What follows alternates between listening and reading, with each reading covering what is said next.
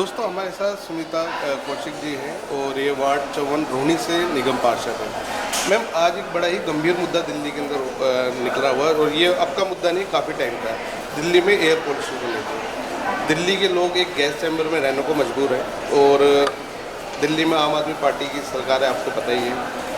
अभी कल के ही उनके एक नेता का बयान है कि दिल्ली में जो एयर पोल्यूशन हो रहा है ना, उसके ऊपर वो एक रिसर्च कराएंगे कि दिल्ली में एयर पोल्यूशन क्यों हो रहा है। जबकि मेरे को लगता है कि दिल्ली में रहने वाला हर एक आदमी को पता है कि एयर पोल्यूशन क्यों है।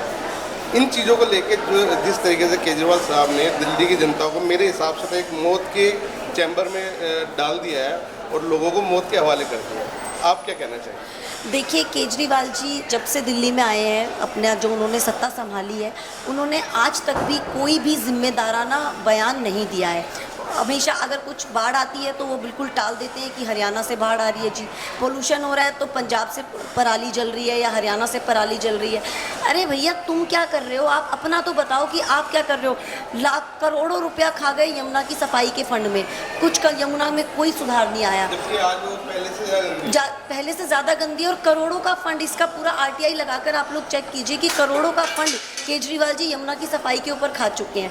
ऐसे ही एयर पोल्यूशन के ऊपर अपने ऊपर आप क्या कर रहे हो? दिल्ली में हम कूड़े के पहाड़ हटाएंगे जी, क्या कूड़े का पहाड़ जरा सा भी कम हुआ है जब से वो आए? बिल्कुल भी नहीं आए। फिर वो कहते हैं कि एमसीडी में तो 15 साल से भाजपा थी, तो जो भाजपा थी मोदी जी पहले से ही उस पर काम कर रहे हैं, कूड़े के पहाड़ों पे। और आप देख रहे हैं कि जितना काम मोदी जी कर रहे हैं या एलजी जाकर कर रहे हैं, वही काम उस पर हो रहा है। केजरीवाल जी को सिर्फ अपना पल्ला झाड़ना आता है।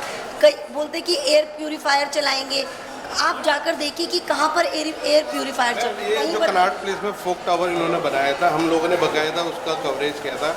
वो जब बना था करोड़ों रुपए लगाए गए, वो बंद पड़ा है। वो बिल्कुल बंद पड़ा है, वो बिल्कुल उसको चलाते ही नहीं। इवन और भी उन्होंने बहुत सारी गाड़ियाँ भी खरीदी थी कि फोक को हटाएंगे, छिड़काव करेंगे, सब कुछ करेंगे, पर आज वो गाड़ियाँ कहाँ हैं? क्या किसी ने भी उनको सड़कों पे चलते देखा है? ये केवल और केवल एक स्कैम है केजरीवाल सरकार का। वो केवल फंड के नाम पे पैसा खाते हैं। हाँ, फंड कहाँ लग रहा है ये भी आपको मैं बता दूँ। फंड लग रहा है उनके शीश महल पर। कोरोना में जो लोग जब मर रहे थे, जब ऑक्सीजन के लिए तड़प रहे थे, उस टाइम पे भाई साहब 10-10 लाख का टीवी अपने घर में लगा रहे थे वो। तो वो ये काम केजरीवाल जी करते हैं। दिल्ली की जनता को मूर्ख बनाने के अलावा केजरीवाल ने आज तक कोई काम नहीं किया और हर जिम्मेदारी से अपना पल्ला झाड़ने का नाम केजरीवाल है। तो दोस्तों, आपकी जानकारी के लिए एक बात बताई तो हम लोग दिल्ली में रहते हैं और आज की जो दिल्ली की एयर क्वालिटी वो लगभग 300 के आसपास है, जो कि डेंजर कंडीशन में आती है। और अभी एक स्टडी भी हुई है, आपको पता होगा कि जिसके हिसाब से दिल्ली में रहने वाले लोगों की एज ऑफ लाइफ आम लोगों के मुकाबले 12 साल कम है। बिल्कुल कम है, क्योंकि देखिए हर तरीके का पोल्यूशन आज दिल्ली में है। चाहे आप एयर पोल्यूशन कह लीजिए, चाहे आप वाटर पोल्यूशन कह लीजिए। केजरीवाल जी बोलते हैं मैं लोगों को फ्री पानी दूंगा। अरे भैया, फ्री पानी क्या दोगे तुम? पानी में से जब गंदे नाले का पानी निकल रहा है, काला पानी निकल रहा है, गंदा, बिल्कुल मतलब वो सीवर वाला पानी है। मैं आपको बताती हूँ, जो मेरा क्षेत्र है वहाँ पर सेवा बस्ती है, जो कि मतलब मैं अगर ये कहूँ तो कोई अतिशयोक्ति नहीं होगा कि वहाँ पे बहुत सारे वोटर लाभार्थी हैं। सबको लगता है कि केजरीवाल जी पता नहीं क्या उनके लिए चमत्कार कर रहे हैं। लेकिन आपको बताऊं, अभी मैंने वहाँ पे हेल्थ मेडिकल कैंप लगाया था। वहाँ के 90% पीपल पेट की बीमारी से ग्रसित थे। क्यों? क्योंकि गंदा पानी पी रहे हैं। इतना गंदा पानी की कमी, टैंकर नहीं आते टाइम पे, पानी तो आना बहुत दूर। जहाँ पे लाइनें डाल रहे हैं पानी की, वो भी सिर्फ खोद के डाल दिया, कोई पानी की लाइनें नहीं डल रही। सीवरेज बिल्कुल ज़ीरो।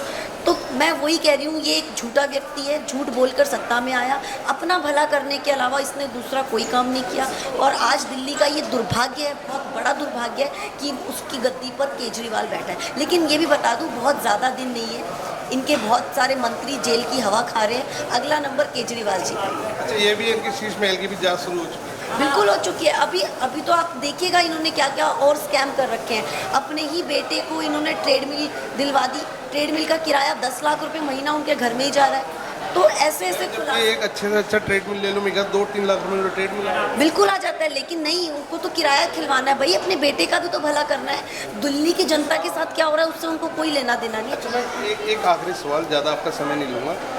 जितने ये जो सब ये धांधलीबाजी जो चल रही है आम आदमी पार्टी सरकार को लेके, ये सभी को पता है और अधिकतर दिल्ली वासियों को भी ये चीज़ें पता चल गई हैं।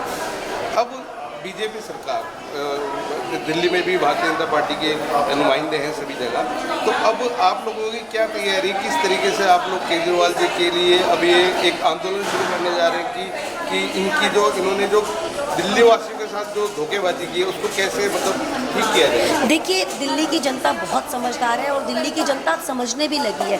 एक केजरीवाल जो कि बच्चों के लिए नया स्कूल नहीं बना पाया, नया हॉस्पिटल नहीं बना पाया, वो जगह जगह शराब के ठेके खुलवा रहा है। तो ये बात ही जनता को समझ में आती है कि स्कूलों के पास जब शराब के ठेके खुल रहे हैं, ये हमारे भाजपा का आंदोलन ही था जिसने वो शराब नीति को वापस करवाया। और उस शराब नीति के स्कैम में आज जो दिल्ली का शिक्षा मंत्री था वो जेल की हवा खा रहा है। जो शिक्षा मंत्री था वो शराब के घोटाले में पकड़ा गया। सबसे शर्मनाक बात ये है, और मैं तो चाहती हूँ कि केजरीवाल जी को स्वयं इस्तीफा देकर और अपना पद छोड़ना चाहिए, लेकिन वो ऐसा बिल्कुल नहीं करेंगे। अब ये काम भी हमें ही करना पड़ेगा। उनके खिलाफ आंदोलन कर रहे हैं हम लोग, आए दिन उनकी चीज़ें छप रही हैं और जनता समझने लगी है, बहुत जनता समझ रही है। मुझे नहीं लगता आने वाले टाइम में केजरीवाल को कुछ भी वोटिंग यहाँ पे मिलने वाली है।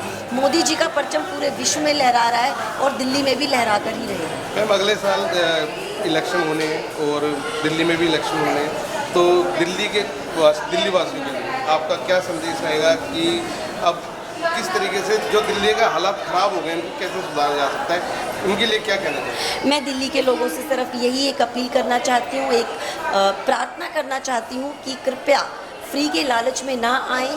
हमारे मोदी जी देश के लिए अच्छा काम कर रहे हैं, एक अंत्योदय के भाव को लेकर आगे बढ़ रहे हैं। पंक्ति में बैठे सबसे पीछे व्यक्ति को आगे लाने का प्रयास मोदी जी कर रहे हैं। और दिल्ली की जनता, आप प्लीज़ ये समझिए, फ्री के लालच से बाहर आइए, क्योंकि फ्री कुछ भी नहीं होता है। आपका ही पैसा लेकर आपको दिया जा रहा है, तो आप इस स्कैम से बाहर आइए और प्लीज़ एक बार फिर मोदी सरकार।